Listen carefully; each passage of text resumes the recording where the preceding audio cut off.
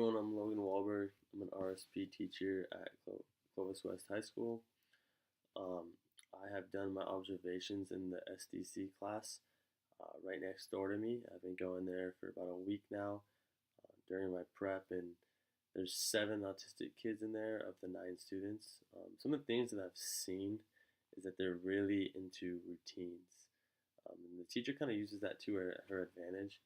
She'll make sure that each morning that they're doing the kind of the same thing, and it goes on into the afternoon. It may not be the same thing each day, but the activity will be similar. So like they'll be doing their math and their reading and their writing. In the afternoon they have an activity that a fun activity. So they're kind of knowing what they're doing exactly each day, and they have their PE class, and all of that. And so she kind of let me know that although they are in a routine, and it can get frustrating at times when the routines break up, but we got to use that to our advantage as a teacher. Behaviors that I've seen is I've seen a lot of the kids would get up and walk around, or the kids would get up and fix something at their desk, and they're kind of just not necessarily always be paying attention 24/7. And I would ask the teacher like, why? How do you okay with them just fixing something or getting up? And she kind of just told me that as much as like it does look a little weird at times, is that they're really processing everything. That's just how their brain works. And that's what she's kind of told me last week. And then I was thinking about it when I was watching the video in our class this week about how they're not always giving eye contact to the teacher, but it's like us when we're driving. Like, we'll fix the music, but we're still driving. So they're processing it, but they kind of process it a different way. And that's one thing that I definitely struggle as a teacher. Sometimes with being a first year teacher, I want the kids to do exactly what I say, and it doesn't always work out that way. And I think that we just have to be okay with working in their ways as well, and just okay, well this one kind of works that way. We got to work the best that way. And another behaviors that I've seen is there's a couple of kids that are like lower functions, just kind of get up and scream, or shout, or something doesn't go their way. They'll kind of you know make a scene, and the teacher's very good about, she'll have them go outside with the aid, and they have a little routine that they have to get back into before they come back.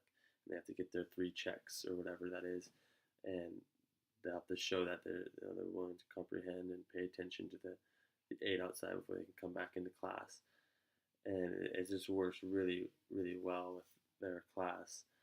Um, Another behavior that I did see is one time she had to switch up. They were supposed to go to PE earlier, but the PE teacher wasn't available, so the whole routine switched up when I was in there. And it was cool because you got to see that little eruption of like all these kids are like, "Oh, we're not supposed to go to PE right now. What about when lunch comes?" And just knowing that, like, they freaked out, and she wasn't like, "Oh, okay, we just won't go." She made them fight through that routine and um, go through it, and like took the little fits that they had and still made them go to PE, and then have them go to lunch after. And she kind of explained to me that they're like seniors in high school, and that her whole goal is for them to get a job, and not every time when a job happens that they're gonna just everything's gonna go perfect for them. So we got to be able to work through those fits. And she would give examples too, like, "Well, you want to work somewhere, so and you want to work at this store. Well, it's not gonna always be the same." And it kind of just related for the kids to learn that. Um, I've also seen that some of them are not really interested in working with others. Um,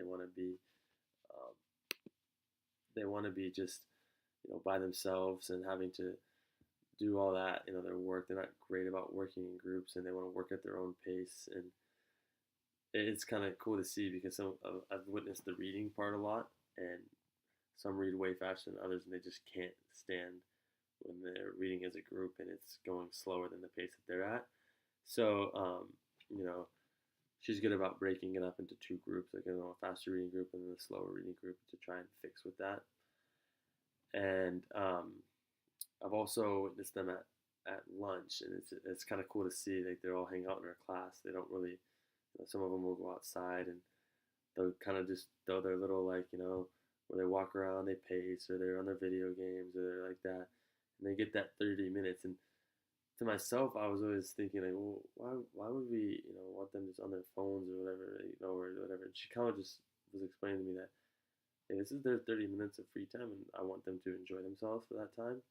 And then we'll get right back to work right after. And that they enjoy, that they need to have their break as well. So it's just kind of cool to see that in her eyes, and she's a very experienced teacher. So I've been learning a lot, and I'm actually going to continue to observe it as much as I can.